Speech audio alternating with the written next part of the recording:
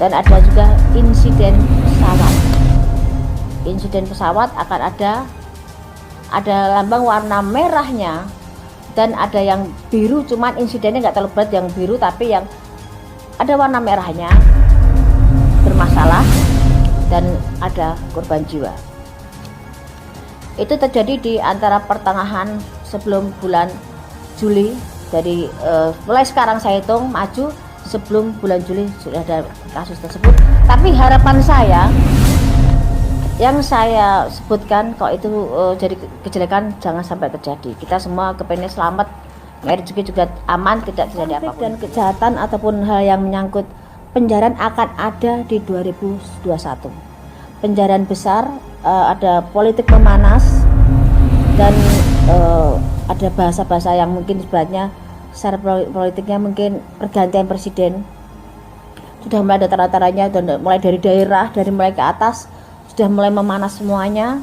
Memang akan ada pergantian, tapi dimulai dengan adanya penjarahan, keributan, hal yang sudah diupayakan pemerintah untuk meredam semuanya memang bisa, tapi tidak bisa maksimal dengan banyaknya pro dan kontra pemerintahan sekarang. Tapi kalau kita ngomong soal pembangunan memang bagus, tapi dari sebagian masyarakat merasa karena mereka tidak bisa hidup selainnya dan mereka tidak bisa menggais rezeki seperti biasanya. Dan saya sebagai hamba Tuhan, saya sebagai seorang pendeta, saya sebagai seorang pengikut Kristus menantang Mbak Yu ini untuk kita buktikan ramalanmu yang betul atau Tuhan Yesus saya yang lebih hebat. Dan saya pastikan di dalam nama Yesus ramalan ini dibatalkan. Dan saya pastikan di dalam nama Yesus ini tidak akan terjadi. Dan saya pastikan Tuhan Yesus saya adalah Allah yang luar biasa akan menjaga bangsa ini.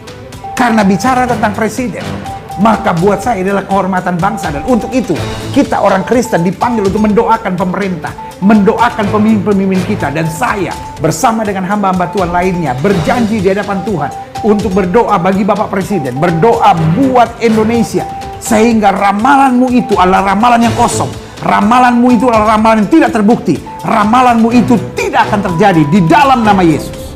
Dan sebagai hamba Tuhan, saya akan menantang saudara untuk membuktikan ramalan mana yang betul. Apakah ramalanmu ataukah doa orang-orang benar, doa orang-orang beriman, apapun agama mereka, kita akan berdoa bersama. Dan saya sebagai hamba Tuhan menyatakan bahwa Indonesia tetap akan aman. Bapak Presiden Jokowi tetap akan terlindungi oleh Tuhan. Tidak akan ada kerusuhan-kerusuhan, penjarahan-penjarahan seperti yang kau ucapkan itu. Di dalam nama Yesus dibatalkan. Rancangan-rancangan iblis itu dihancurkan di dalam nama Yesus. Dan kami berjanji, para hamba-hamba Tuhan, untuk mendoakan negara ini. Karena itulah janji firman Tuhan. Karena di dalam iman Kristen, ramalan adalah sesuatu yang bohong. Ramalan adalah sesuatu yang dipakai oleh setan. Ramalan sesuatu yang cara kerja iblis untuk mendatangkan kekacauan. Itu sebabnya saya sangat minta maaf. Saya tidak membenci siapapun, termasuk Mbak Yu. Saya mendoakan Mbak Yu untuk kembali ke jalan yang lurus, untuk tidak lagi menyampaikan ramalan-ramalan yang kemudian hanya menciptakan hal-hal yang sifatnya negatif. Kita orang-orang beragama, kita orang-orang beriman, duduk dan berdoa, itu yang lebih penting. Duduk dan beribadah, itu lebih penting daripada menyampaikan ramalan-ramalan. Tujuannya apa? Untuk menunjukkan kau hebat? Untuk menunjukkan sesuatu kau tahu terjadi sebelumnya? Padahal ujung-ujungnya hanya maut, kematian, kerusakan, kehancuran, dan kekacauan. Itu sebabnya kami hamba-hamba Tuhan berjanji di hadapan Tuhan untuk berdoa. Karena kita diingatkan oleh Alkitab bahwa kita harus berdoa untuk pemerintah. Kita harus berdoa, menaikkan syafaat untuk pemimpin-pemimpin. Dan pada saat ini, sebagai seorang hamba Tuhan, mengajak kawan-kawan hamba-hamba Tuhan, mengajak kawan-kawan yang beriman dan percaya kepada Allah yang hidup, sesuai dengan pengakuan kita sebagai bangsa yang Pancasila, bahwa kita percaya pada ketuhanan yang Maha Esa. Karena itu kita berjuang bersama untuk berdoa buat bangsa ini. Kita tidak percaya pada ramalan-ramalan. Bahkan kita tolak, kita patahkan, kita hancurkan setiap rencana-rencana ramalan-ramalan palsu tersebut. Ya kan? Dan kita berdoa bersama supaya Indonesia tetap jaya, Indonesia tetap terlindungi, Indonesia tetap damai. Dan saya berdoa dan saya memohon kepada Tuhan supaya apa yang kau ramalkan itu, khususnya tentang kekacauan di bangsa ini, tidak akan terjadi. Kenapa? Yang pertama, saya percaya doa orang benar besar kuasanya. Dan yang kedua, saya percaya Tuhan menghendaki damai sejahtera, bukan kekacauan. Dan yang ketiga, saya pegang firman Tuhan bahwa umat yang atasnya namaku merendahkan diri, berdoa mencari wajahku, maka Tuhan akan memulihkan keadaannya.